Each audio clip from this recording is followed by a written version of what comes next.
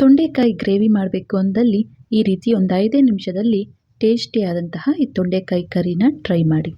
Hi hello ಎಲ್ಲರಿಗೂ ನಮಸ್ಕಾರ. ಜ್ಯೋತಿ ಪಾಕಶಾಲೆಗೆ ತಮ್ಮೆಲ್ಲರಿಗೂ ಸ್ವಾಗತ. ಹೊಸದಾಗಿ ನಮ್ಮ ಕುಕ್ಕಿಂಗ್ ವಿಡಿಯೋಸ್ ನೋಡ್ತಿದ್ದಲ್ಲಿ ಪ್ಲೀಸ್ ಸಬ್ಸ್ಕ್ರೈಬ್ ಮಾಡ್ಕೊಳ್ಳಿ. ಈ ರೆಸಿಪಿ ಇಷ್ಟ ಆದಲ್ಲಿ ಒಂದು ಲೈಕ್ ಮಾಡಿ. ತೊಂಡೆಕಾಯಿ ಇದ್ದು ದಿಢೀರಂತ ಗ್ರೇವಿ ಮಾಡಬೇಕು ಅಂದಾಗ ಈ ಗ್ರೇವಿ ರೆಸಿಪಿನ ಟ್ರೈ ಮಾಡಿ. ತುಂಬಾ ಟೇಸ್ಟಿಯಾದಂತಹ ಈ ಗ್ರೇವಿ ರೆಸಿಪಿನ 5 ನಿಮಿಷದಲ್ಲೇ ಮಾಡ್ಕೊಳ್ಬೋದು. ಬಿಸಿ ಅನ್ನ, ಚಪಾತಿ, ರೊಟ್ಟಿ ಯಾವುದರ ಕಾಂಬಿನೇಷನ್ ಆದರೂ ಈ ತೊಂಡೆಕಾಯಿ ಗ್ರೇವಿ ತುಂಬಾ ಟೇಸ್ಟಿಯಾಗಿರುತ್ತೆ. ಬನ್ನಿ ಈ ಸಿಂಪಲ್ ಆದಂತಹ ಟೇಸ್ಟಿಯಾದಂತಹ ತೊಂಡೆಕಾಯಿ ಕರಿ ಅಥವಾ ತೊಂಡೆಕಾಯಿ ಗ್ರೇವಿ ರೆಸಿಪಿ ಯಾವ ರೀತಿ ಮಾಡೋದು ಅಂತ ನೋಡೋಣ.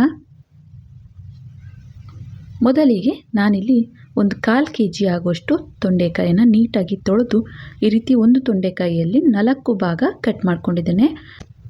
ಈ ರೀತಿನಾದರೂ ಕಟ್ ಮಾಡ್ಕೊಳ್ಬೋದು ಅಥವಾ ರೌಂಡ್ ಶೇಪ್ ಬೇಕಾದರೂ ನಾವು ಈ ತೊಂಡೆಕಾಯಿನ ಕಟ್ ಮಾಡ್ಕೊಳ್ಬೋದು. ಈಗ ಈ ತೊಂಡೆಕಾಯಿನ ಸೈಡ್ಗೆ ತೆಗೆದಿಟ್ಟು ಒಂದು ಮಿಕ್ಸಿ ಜಾರಿಗೆ ದಪ್ಪ ಗಾತ್ರದ ಒಂದು ಈರುಳ್ಳಿ, ಒಂದು 6 ರಿಂದ 7 ಹಸಿಮೆಣಸಿನ್ಕಾಯಿನ ಹಾಕ್ಕೊಳ್ತಾ ಇದ್ದೇನೆ. ನಂತರ ಇದಕ್ಕೆ 2 ತುಂಡಾಗುವಷ್ಟು ಶುಂಠಿ, ಹಾಗೆಯೇ 1 ಗಡ್ಡೆ ಆಗುವಷ್ಟು ಬೆಳ್ಳುಳ್ಳಿ, ನಂತರ ಸ್ವಲ್ಪ ಕೊತ್ತಂಬರಿ ಸೊಪ್ಪನ್ನು ಸೇರಿಸಿ ನೀರನ್ನು ಹಾಕದೇನೆ ಇದನ್ನು ತರಿಯಾಗಿ ರುಬ್ಕೋಬೇಕಾಗುತ್ತೆ. ನೋಡಿ, ನೀರನ್ನು ಹಾಕೋ ಅವಶ್ಯಕತೆ ಇಲ್ಲ. ಈ ರೀತಿ ಲೈಟಾಗಿ ತರಿ ಇರೋ ರೀತಿ ಈ ಮಸಾಲೆನ ರುಬ್ಕೋಬೇಕಾಗುತ್ತೆ. ಈಗ ಗ್ಯಾಸ್ ಮೇಲೆ ಬಾಣಲೆನ ಇಟ್ಟು ಗ್ಯಾಸ್ ಹಚ್ಕೊಳ್ತೇನೆ. ಈ ಬಾಣಲೆಗೆ ಸ್ವಲ್ಪ ಎಣ್ಣೆನ ಹಾಕ್ಕೊಳ್ತೇನೆ. ಎಣ್ಣೆ ಲೈಟಾಗಿ ಬಿಸಿಯಾಗಿದ್ದೇನೆ. ಒಂದು ಅರ್ಧ ಟೀ ಸ್ಪೂನ್ ಆಗುವಷ್ಟು ಜೀರಿಗೆನ ಸೇರಿಸಿ ಜೀರಿಗೆ ಎಣ್ಣೆಯಲ್ಲಿ ಸ್ವಲ್ಪ ಫ್ರೈ ಆಗಿದ್ದೇನೆ. ರುಬ್ಬಿರುವಂತಹ ಈರುಳ್ಳಿ ಪೇಸ್ಟನ್ನು ಇದಕ್ಕೆ ಸೇರಿಸ್ಕೊಳ್ತಾ ಇದ್ದೇನೆ. ನೀರನ್ನು ಹಾಕ್ಕೊಳ್ಳೋ ಆಗಿಲ್ಲ. ರುಬ್ಬಿರುವಂತಹ ಪೇಸ್ಟನ್ನು ಸೇರಿಸಿ ಎಣ್ಣೆಯಲ್ಲಿ ಚೆನ್ನಾಗಿ ಈ ಪೇಸ್ಟನ್ನು ಹಸಿ ವಾಸನೆ ಹೋಗೋವರೆಗೂ ಫ್ರೈ ಮಾಡ್ಕೋಬೇಕಾಗುತ್ತೆ. ಲೋ ಟು ಮೀಡಿಯಂ ಫ್ಲೇಮಲ್ಲೇ ನಾವು ಹಾಕಿರುವಂತಹ ಪೇಸ್ಟು ಹಸಿ ವಾಸನೆ ಹೋಗೋವರೆಗೂ ಫ್ರೈ ಮಾಡ್ಕೋಬೇಕಾಗುತ್ತೆ. ಒಂದು 2 ರಿಂದ 3 ನಿಮಿಷ ಇದನ್ನು ಚೆನ್ನಾಗಿ ಫ್ರೈ ಮಾಡಿದ ನಂತರ ಸೈಡಲ್ಲೆಲ್ಲ ಎಣ್ಣೆ ಬಿಟ್ಕೊಳ್ಳೋಕ್ಕೆ ಶುರುವಾಗುತ್ತೆ. ಆ ಟೈಮಲ್ಲಿ ಇದಕ್ಕೆ ಕಟ್ ಮಾಡಿರುವಂತಹ ತೊಂಡೆಕಾಯಿನ ಸೇರಿಸ್ಕೋಬೇಕಾಗುತ್ತೆ. ತೊಂಡೆಕಾಯಿನ ಸೇರಿಸಿ ಚೆನ್ನಾಗಿ ಇದನ್ನು ಮಿಕ್ಸ್ ಮಾಡ್ಕೊಳ್ಳೋಣ. ಈ ರೀತಿಯಾಗಿ ಮಿಕ್ಸ್ ಮಾಡಿ ಈಗ ಇದಕ್ಕೆ ಒಂದು 2 ರಿಂದ 3 ಟೇಬಲ್ ಸ್ಪೂನ್ ಆಗುವಷ್ಟು ನೀರನ್ನು ಹಾಕ್ಕೊಳ್ತೇನೆ. ಜಾಸ್ತಿನ ಹಾಕ್ಕೊಳ್ಳೋಕ್ಕೆ ಹೋಗಬಾರ್ದು. ನೋಡಿ, ನಾನಿಲ್ಲಿ ತೋರಿಸ್ತಾ ಇದ್ದೇನೆ. ಒಂದು ಅರ್ಧ ಕಪ್ ಆಗುವಷ್ಟು ನೀರನ್ನು ಸೇರಿಸಿ ಮತ್ತೊಮ್ಮೆ ಇದನ್ನು ಚೆನ್ನಾಗಿ ಮಿಕ್ಸ್ ಮಾಡಿ ಈ ಮಸಾಲೆಯಲ್ಲಿ ತೊಂಡೆಕಾಯಿ ಬೇಯಲಿಕ್ಕೆ ಆಗುವಷ್ಟು ಮಾತ್ರ ನೀರನ್ನು ಸೇರಿಸಿ ಲಿಡ್ಡನ್ನು ಕ್ಲೋಸ್ ಮಾಡಿ ಲೋ ಫ್ಲೇಮಲ್ಲೇ ಇದನ್ನು ಚೆನ್ನಾಗಿ ಬೇಯಿಸ್ಕೋಬೇಕಾಗುತ್ತೆ. ನೋಡಿ, ಲಿಡ್ಡನ್ನು ತೆಗೆದು ಚೆನ್ನಾಗಿ ಮತ್ತೊಮ್ಮೆ ಮಿಕ್ಸ್ ಮಾಡಿ ಈಗ ಇದಕ್ಕೆ ನಾನಿಲ್ಲಿ ಒಂದು ಅರ್ಧ ಕಪ್ ಆಗುವಷ್ಟು ಗಟ್ಟಿ ಮೊಸರನ್ನು ಹಾಕ್ಕೊಳ್ತಾ ಇದ್ದೇನೆ. ಹಾಗೆಯೇ ಇದಕ್ಕೆ ಮಸಾಲೆ ಪದಾರ್ಥಗಳನ್ನ ಸೇರಿಸ್ಕೊಳ್ಳೋಣ. ರುಚಿಗೆ ತಕ್ಕಷ್ಟು ಉಪ್ಪು, ಹಾಗೆಯೇ ಒಂದು 1/4 ಟೀ ಸ್ಪೂನ್ ಆಗುವಷ್ಟು ಧನಿಯಾ ಪುಡಿ, ಹಾಗೆಯೇ 1/4 ಟೀ ಸ್ಪೂನ್ ಆಗುವಷ್ಟು ಅಚ್ಕಾರದ ಪುಡಿ, ಒಣಮೆಣಸಿನ್ಕಾಯಿ ಪುಡಿ, ಹಾಗೆಯೇ ಒಂದು ಅರ್ಧ ಟೀ ಸ್ಪೂನ್ ಆಗುವಷ್ಟು ಇದಕ್ಕೆ ಗರಂ ಮಸಾಲನ ಹಾಕ್ಕೊಳ್ಬೇಕಾಗುತ್ತೆ. ಇವೆಲ್ಲವನ್ನು ಸೇರಿಸಿ ಮತ್ತೊಮ್ಮೆ ಇದನ್ನು ಚೆನ್ನಾಗಿ ಮಿಕ್ಸ್ ಮಾಡ್ಕೊಳ್ಳೋಣ. ಮಸಾಲೆ ಪದಾರ್ಥಗಳು ನಾವಿಲ್ಲಿ ಕಮ್ಮಿನೇ ಬಳಸಿದ್ದೇವೆ. ಲೈಟಾಗಿರುತ್ತೆ ಈ ಮಸಾಲೆ ಪದಾರ್ಥಗಳ ಫ್ಲೇವರು ಈ ಕರಿಯಲ್ಲಿ. ಚೆನ್ನಾಗಿ ಮಿಕ್ಸ್ ಮಾಡಿ ಮೊಸರನ್ನ ಹಾಕಿರೋದ್ರಿಂದ ಕೈ ಬಿಡ್ತೇನೆ ಸ್ವಲ್ಪ ಇದನ್ನು ಮಿಕ್ಸ್ ಮಾಡ್ಕೋಬೇಕಾಗುತ್ತೆ. ಇಲ್ಲ ಅಂದಲ್ಲಿ ಇದು ಒಡ್ಕೊ ಆಗೋ ಚಾನ್ಸ್ ಇರುತ್ತೆ.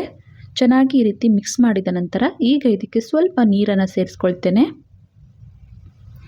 ಮತ್ತೆ ಒಂದು ಅರ್ಧ ಕಪ್ ಆಗುವಷ್ಟು ನೀರನ್ನು ಸೇರಿಸಿ ಮತ್ತೊಮ್ಮೆ ಇದನ್ನು ಚೆನ್ನಾಗಿ ಮಿಕ್ಸ್ ಮಾಡಿ ಲಿಡ್ ಅಥವಾ ಪ್ಲೇಟನ್ನು ಮುಚ್ಚಿ ಇದನ್ನು ಒಂದು 2 ರಿಂದ 3 ನಿಮಿಷ ಲೋ ಟು ಮೀಡಿಯಂ ಫ್ಲೇಮಲ್ಲೇ ಕುದಿಸ್ಕೊಳ್ತೇನೆ. ನೋಡ್ಬೋದು, ಚೆನ್ನಾಗಿ ಕುದೀತಿದೆ. ತೊಂಡೆಕಾಯಿ ಸಹ ಚೆನ್ನಾಗಿ ಬೆಂದಿದ್ದಾವೆ. ಚೆನ್ನಾಗಿ ಮಿಕ್ಸ್ ಮಾಡಿ ಇದಕ್ಕೆ ನಾನಿಲ್ಲಿ ಸ್ವಲ್ಪ ಕಸ್ತೂರಿ ಮೆಥಿನ ಕ್ರಷ್ ಮಾಡಿ ಹಾಕ್ಕೊಳ್ತಾ ಇದ್ದೇನೆ. ಹಾಗೆಯೇ ಸಣ್ಣದಾಗಿ ಕಟ್ ಮಾಡಿರುವಂತಹ ಸ್ವಲ್ಪ ಕೊತ್ತಂಬರಿ ಸೊಪ್ಪನ್ನು ಸೇರಿಸ್ಕೊಳ್ತೇನೆ.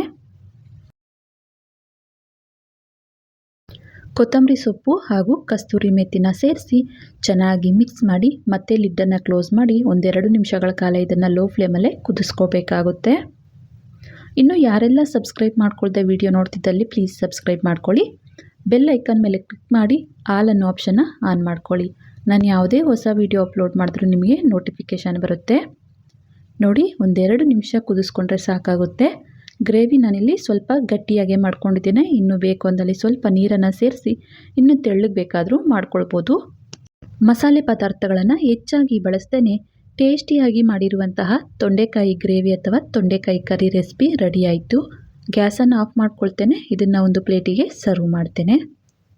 ನೋಡಿದ್ರಲ್ಲ, ತುಂಬಾ ಸಿಂಪಲ್ಲಾಗಿ ಟೇಸ್ಟಿಯಾದಂತಹ ತೊಂಡೆಕಾಯಿ ಗ್ರೇವಿ ಮಾಡುವ ವಿಧಾನ. ತೊಂಡೆಕಾಯಿ ಇತ್ತು ಅಂದಲ್ಲಿ ದಿಢೀರಂತ 5 ನಿಮಿಷದಲ್ಲೇ ಈ ಗ್ರೇವಿ ರೆಸಿಪಿನ ಮಾಡ್ಕೊಳ್ಬೋದು. ಚಪಾತಿ, ಅನ್ನ, ರೊಟ್ಟಿ ಯಾವುದರ ಕಾಂಬಿನೇಷನ್ ಆದರೂ ಈ ಗ್ರೇವಿ ಅಂತೂ ತುಂಬಾ ಟೇಸ್ಟಿಯಾಗಿರುತ್ತೆ. ಈ ರೆಸಿಪಿ ನಿಮಗೆ ಇಷ್ಟ ಆಗಿದೆ ಅಂದ್ಕೊಳ್ತೇನೆ. ಇಷ್ಟ ಆದಲ್ಲಿ ಈ ವಿಡಿಯೋಗೊಂದು ಲೈಕ್ ಮಾಡಿ. ಇನ್ನು ಯಾರೆಲ್ಲ ಸಬ್ಸ್ಕ್ರೈಬ್ ಮಾಡ್ಕೊಳ್ದೆ ವಿಡಿಯೋ ನೋಡ್ತಿದ್ದಲ್ಲಿ ಪ್ಲೀಸ್ ಸಬ್ಸ್ಕ್ರೈಬ್ ಮಾಡ್ಕೊಳ್ಳಿ. ಈ ರೆಸಿಪಿ ಹೇಗೆ ಅನ್ನಿಸ್ತು ಅಂತ ಕಮೆಂಟ್ ಮಾಡಿ. ಹಾಗೆ ಈ ರೆಸಿಪಿ ಇಷ್ಟ ಆದಲ್ಲಿ ನಿಮ್ಮ ಫ್ರೆಂಡ್ಸ್ ಆ್ಯಂಡ್ ಫ್ಯಾಮಿಲಿ ಮೆಂಬರ್ಸ್ಗೆ ಈ ವಿಡಿಯೋನ ಶೇರ್ ಮಾಡಿ. ಧನ್ಯವಾದಗಳು.